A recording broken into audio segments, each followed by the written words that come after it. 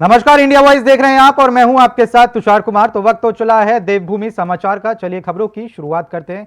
खबर देहरादून से है, जहां मुख्यमंत्री पुष्कर सिंह धामी की अध्यक्षता में मंत्रिमंडल की बैठक का आयोजन किया गया। आपको बता दें कि जिसमें 11 प्रस्तावों पर मोहर लगी। कैबिनेट बैठक के बाद प्रदेश गृह सचिव शैलेश बगोली ने मीडिया को बैठक की ब्रीफिंग दी, साथ ही जिसमें शिक्षा, स्वास्थ्य, पर्यटक विभाग के कई अहम बिंदुओं पर मोहर लगी।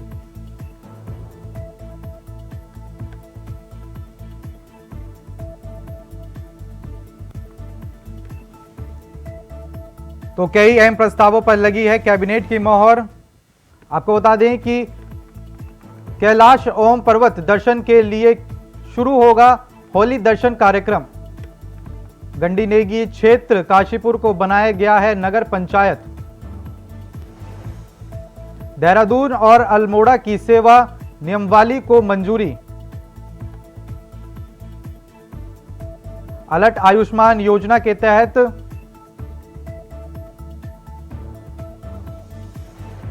शिक्षक भर्ती के लिए बीए की डिग्री मान्य नहीं होगी। वर्ल्ड बैंक के सहयोगियों से 630 करोड़ का होगा वर्कफोर्स डेवलपमेंट प्रोजेक्ट। लखवाड़ परियोजना के तहत विस्थापित नीति को मंजूरी। उत्तराखंड सेवा क्षेत्र नीति के पक्षपन को मंजूरी। कैंसर हॉस्पिटल और मृत हॉस्पिटल पीपी मोड में चलाया जाएगा।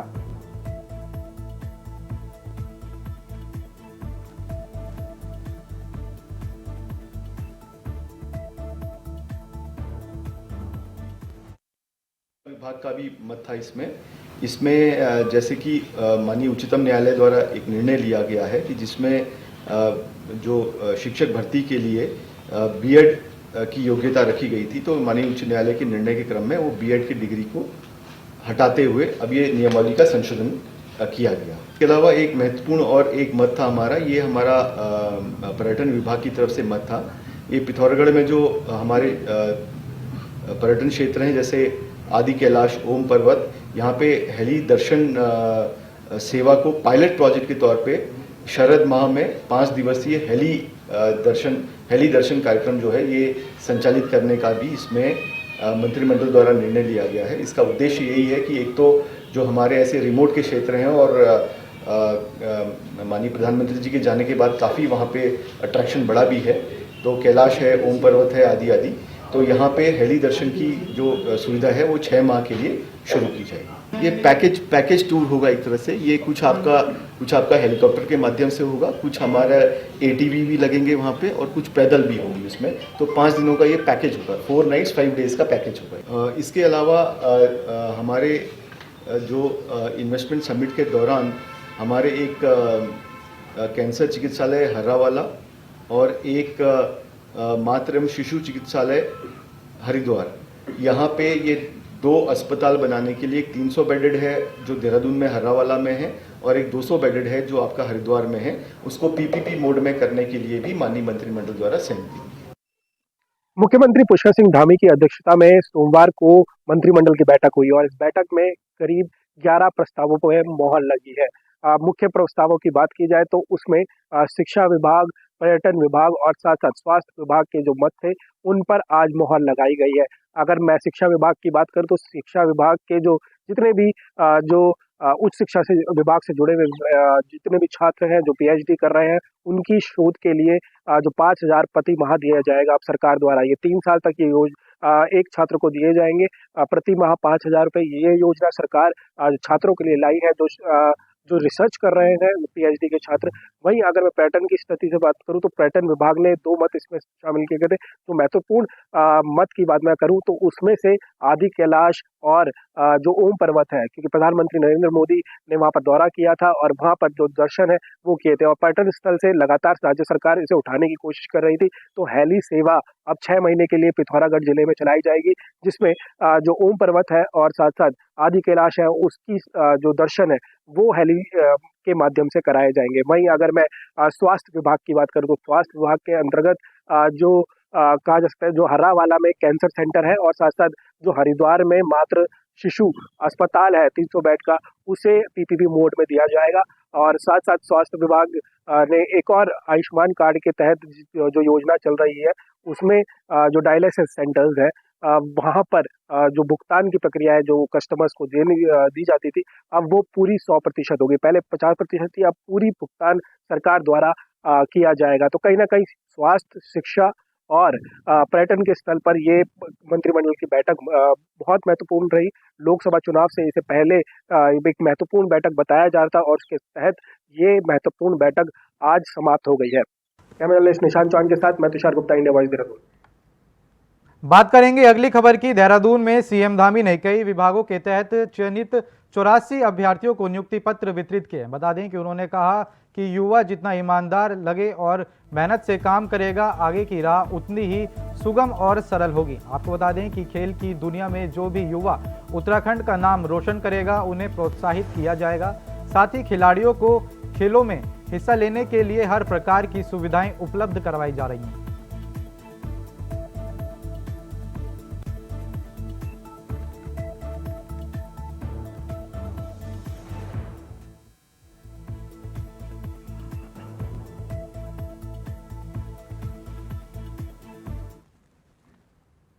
उत्तराखंड में विकास को लेकर धामी सरकार लगातार कोशिश जारी है। आपको बता दें कि राज्य और केंद्र सरकार की आपसी जुगलबंदी के चलते प्रदेश में विकास के कामकाज में तेजी से रफ्तार आगे बढ़ रही है। साथ ही लेकिन इस बीच बीजेपी के राजनेता धन सिंह रावत ने एक बयान सामने आया है, फिर से सियासी बवाल खड़ा कर दिया है। आपको बता दें कि धामी सरकार के इस युवा मंत्री धन सिंह रावत ने कहा कि राज्य में सड़कों का जाल लगा खड़ा है और अब जब सड़कें बन गई हैं तो पलायन ज्यादा होने लगा है।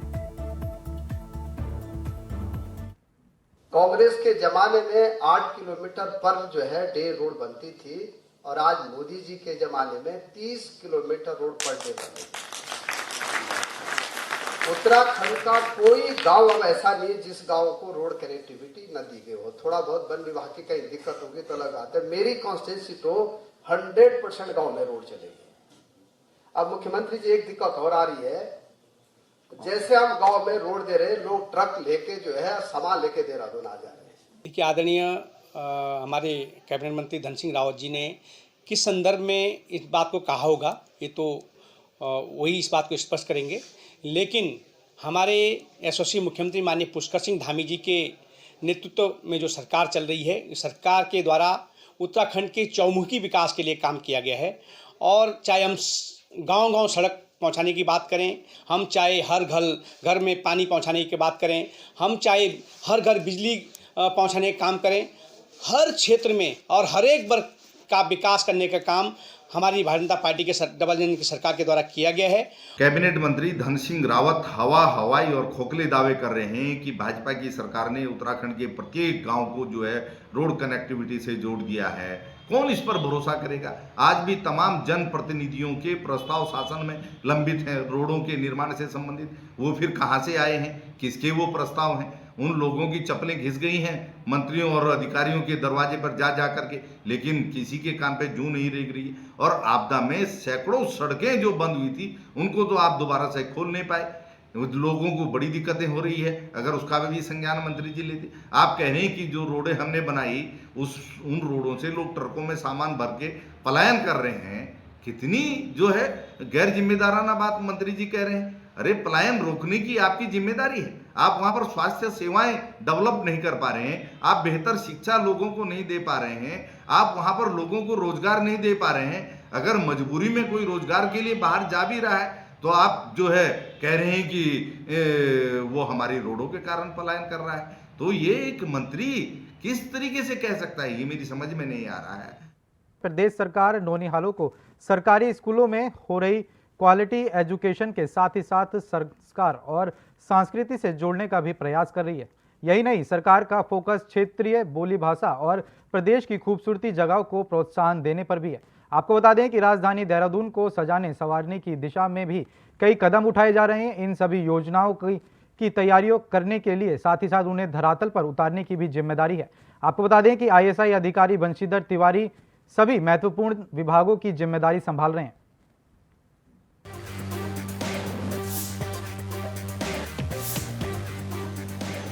सरकार राज्य में सरकारी शिक्षा व्यवस्था को बेहतर बनाने की दिशा में काम कर रही है।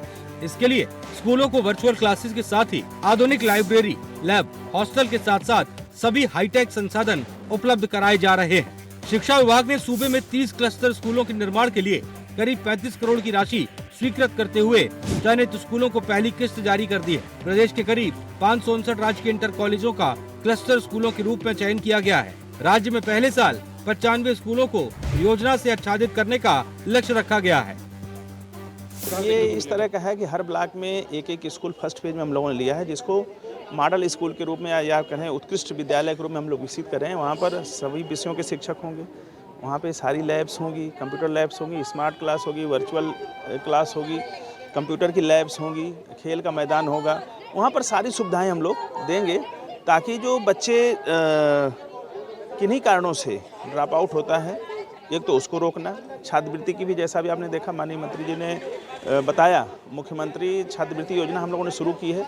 जो बच्चे अच्छे मार्क्स ले आएंगे 70% उससे ज़्यादा 6 से लेकर 12 तक उन सारे बच्चों को हम लोग छात्रवृत्ति देंगे। राज्य सरकार ने नई फिल्म नीति भी लागू की है। इसमें स्थानीय फिल्मों और फिल्म बनाने वालों को प्रोत्साहन के लिए सब्सिडी को 8 गुना तक बढ़ा दिया गया है। माना जा रहा है कि इससे गढ़वाली, कुमाऊनी और जौनसारी फिल्म इंडस्ट्रीज को संजीवनी मिलेगी। वहीं पहाड़ों पर सिनेमा घरों के निर्माण पर सरकार वित्तीय मदद भी करेगी। नई फिल्म नीति से राज्य में आम जनमानस को स्थानीय स्तर पर रोजगार के अवसर मिलेंगे और पर्यटन को भी पहले के मुकाबले ज्यादा बढ़ावा मिलेगा। जो हमारी क्षेत्रीय भाषाएं हैं, वो चाहे आपकी कुमाऊनी है, चाहे गढ़वाली है, जौनसारी है, रंगा, कोई भी, तो उसको एक तो हमने सब्सिडी बढ़ाई है, उसको 3 करोड़ तक हम लोग ले गए हैं, 30% या 3 करोड़ जो भी कम होगा, तो जो उसकी सब्सिडी है वो बहुत ज़्यादा बढ़ा दी है, तो निश्चित रूप से उससे लोग प्रोत्साहित होंगे। इसके अलावा जो फीचर फिल्में हैं उनमें भी हमने सब्सिडी बढ़ा करके 3 करोड़ कर दी है। उत्तराखंड के जो स्थान हैं उनको हम कैसे प्रोजेक्ट करें लोगों के सामने, उसके लिए हमने अलग से व्यवस्था की है कि अगर जहाँ पर उस फिल्म की शूटिंग हो रही है, अगर उस स्थान को जो स्क्रीन है, स्क्रीन पर अगर लिखते हैं, जैसे उदाहरण दूंगा कि ग्वालदम में शूटिंग हो रही है, ग्वालदम लिखते हैं, तो उसका भी हम उनको सब्सिडी देंगे। देहरादून विकास प्राधिकरण लगभग 226 करोड़ से शहर की सूरत संवारने जा रहा है। इन योजनाओं में मुख्य रूप से सिटी फॉरेस्ट परियोजना, हरबर्टपुर बस स्टैंड, आड़त बाजार पुनर्विकास परियोजना, मसूरी मॉल रोड का फसाड एवं सौंदर्यीकरण का काम, इको पार्क मसूरी, माल देवता क्षेत्र में वाटरफॉल का सौंदर्यीकरण, गौरा देवी पार्क एवं कृत्रिम झील का सौंदर्यीकरण। हम लोगों ने आज 215 करोड़ से ज़्यादा की परियोजनाओं की आज आपने देखा शिलान्यास और लोकार्पण कराया है। उसमें 4 तो तालाब हैं और 4 पार्क हैं। हमारा एक तो उद्देश्य ये है कि जो जल संरक्षण है उसको बढ़ावा दिया जाए और भूगर्भ जल स्तर है उसको हम लोग और रिचार्ज करें, उसको जल स्तर को बढ़ावा दें। जो आढ़त बाजार चौड़ीकरण है उसके जो विस्थापित हैं जहाँ पुनर्वासित किया जाना है उन लोगों के लिए ब्राह्मणवाला में जो हम लोग भूमि विकास का कार्य है उसका भी शिलान्यास हुआ है। मसूरी में एक इको पार्क हम बना रहे हैं और निश्चित रूप से बहुत वो प्रकृति के करीब आप वहाँ महसूस करेंगे अपने आप को, क्योंकि सारा वहाँ पर पत्थर और लकड़ी का ही काम कर रहे हैं, उसमें कोई कंक्रीट का वर्क नहीं होगा। और वहाँ पर बच्चों के खेलने के लिए भी हम लोग एक जोन बना रहे हैं, ट्रैकिंग का भी बना रहे हैं, एडवेंचरस जो गेम हैं उनका भी बना रहे हैं। बहरहाल शिक्षा में लोक संस्कृति और सौंदर्यीकरण तक शुरू की गई सरकार की कोशिशों से काफी कुछ बेहतर होगा, ऐसी उम्मीद की जा रही है। Bureau report, India voice.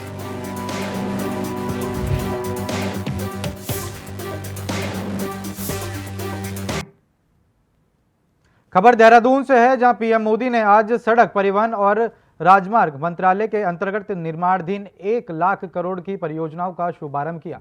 आपको बता दें कि पीएम मोदी ने इन योजनाओं का वर्चुअल उद्घाटन किया। साथ ही ग्राम्य विकास मंत्री गणेश जोशी ने कहा कि केंद्र सरकार ने प्रदेश को सड़कों के रूप में ये बड़ी सौगातें दी हैं और ये सौगातें इतनी बड़ी हैं कि जो अब आज़ादी के बाद से देश के पूर्व में की सरकारों ने नहीं दी थी।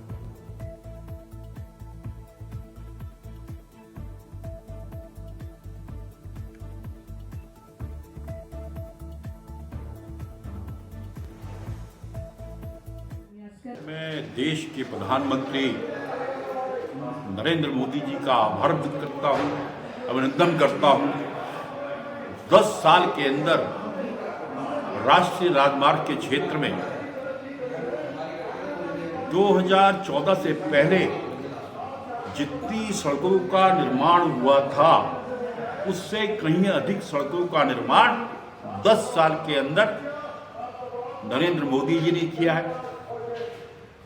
आज 1 लाख करोड़ की योजनाओं का शिलान्यास प्रधानमंत्री जी द्वारा किया गया है, जिसमें मुख्य रूप से द्वारका गुड़गांव एक्सप्रेसवे है। और वहीं उत्तराखंड को भी एक तोहफा माननीय प्रधानमंत्री जी ने दिया है। खबर देहरादून से है, जहां बीजेपी महिला मोर्चा की प्रदेश अध्यक्ष आशा नोटियाल ने प्रदेश के बीजेपी में क्लीन स्वीप का ये दावा किया है। आपको बता दें कि आशा नोटियाल ने कहा कि प्रदेश के दूरस्थ क्षेत्र की रहने वाली महिलाओं को भी केंद्र सरकार की योजनाओं का लाभ मिल रहा है, जिससे महिलाएं आर्थिक रूप से मजबूत हो रही हैं। आपको बता दें कि आगामी लोकसभा चुनाव को लेकर बीजेपी जोर शोर से तैयारियों में जुटी हुई है।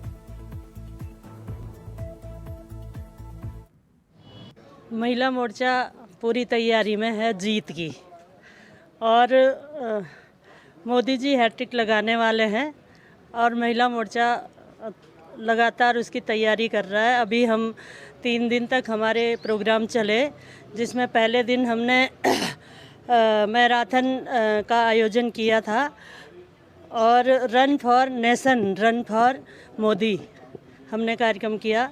दूसरे दिन हमारी स्कूटी रैली थी, पद यात्रा थी, जिसके माध्यम से हमने मोदी जी के महिलाओं के लिए कल्याणकारी योजनाओं का संदेश गांव-गांव तक लोगों को दिया। खबर देहरादून से है, जहां उत्तराखंड के शहरी विकास मंत्री प्रेमचंद अग्रवाल ने स्मार्ट सिटी प्रोजेक्ट के तहत कराए जा रहे निर्माण का औचक निरीक्षण किया। आपको बता दें कि उन्होंने करदाई संस्था को समय से निर्माण कर पूरे करने के आदेश भी दिए। साथ ही उन्होंने कहा कि काम में कोई भी कमी नहीं छोड़नी चाहिए और कोई भी लापरवाही बर्दाश्त नहीं की जाएगी। साथ ही आपको बता दें कि मंत्री प्रेमचंद अग्रवाल ने कहा कि स्मार्ट सिटी प्रोजेक्ट के तहत किए जाने वाले कामों के लिए केंद्र ने 1 साल का एक्सटेंशन दिया है और तय समय के अब काम पूरा हो जाना चाहिए। साथ ही मंत्री ने कहा कि अग्रवाल ने ये जरूरी माना है कि ग्रीन बिल्डिंग परियोजनाओं के तहत जो काम होना है उसमें थोड़ा वक्त जरूर लगेगा। आप जानते हैं जिस प्रकार से हमारे स्मार्ट सिटी के काम चल रहे हैं, बहुत तेजी से काम चल भी रहे हैं, और जिस जगह में खड़ा हूँ इसका जो सड़क की चौड़ाई है इसको बढ़ाने का काम हमारे स्मार्ट सिटी के द्वारा यहाँ हो रहा है। आप देखिए कि जहाँ पहले 7.5 मीटर था, लगभग 5 मीटर यदि और मिलता है तो 12.5 मीटर की रोड चौड़ी होगी। इसमें यहाँ पे हम लोग किनारे किनारे फुटपाथ भी बनाएंगे और लगभग ये 350 मीटर का है। मैं ये कह सकता हूँ कि इसमें लोगों को भी सुविधा होगी, और जिस प्रकार से बार बार एक समस्या आती थी कि साहब यहाँ जाम लगता है, ये उससे भी राहत मिलेगी। खबर देहरादून से है, जहां आम आदमी पार्टी के अल्पसंख्यक मोर्चा के प्रदेश अध्यक्ष यूनुस चौधरी ने बीजेपी का दामन थामा। आपको बता दें कि आम आदमी पार्टी के कार्यकर्ताओं के साथ में बीजेपी में शामिल हुए। साथ ही यूनुस चौधरी ने आम आदमी पार्टी से टिकट पर विधानसभा का चुनाव लड़ा था। साथ ही सचिवालय संघ के प्रदेश पूर्व अध्यक्ष नरेंद्र रतूड़ी भी बीजेपी में शामिल हो गए, तो वहीं कई रिटायर्ड कर्मचारियों ने भी बीजेपी का दामन थामा। साथ ही आपको बता दें कि बीजेपी प्रदेश अध्यक्ष महेंद्र भट्ट ने पार्टी की सदस्यता दिलाई।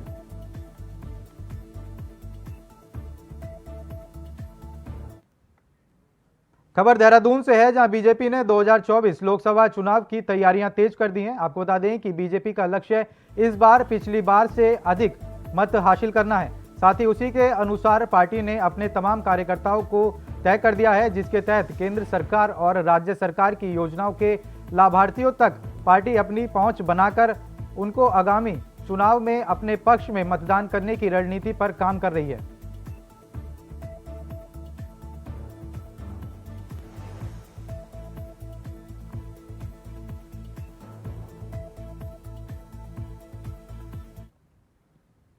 फिलहाल के लिए देवभूमि समाचार में इतना ही। देश और दुनिया की तमाम बड़ी खबरों को जानने के लिए बने रहें इंडिया वॉइस के साथ। नमस्कार।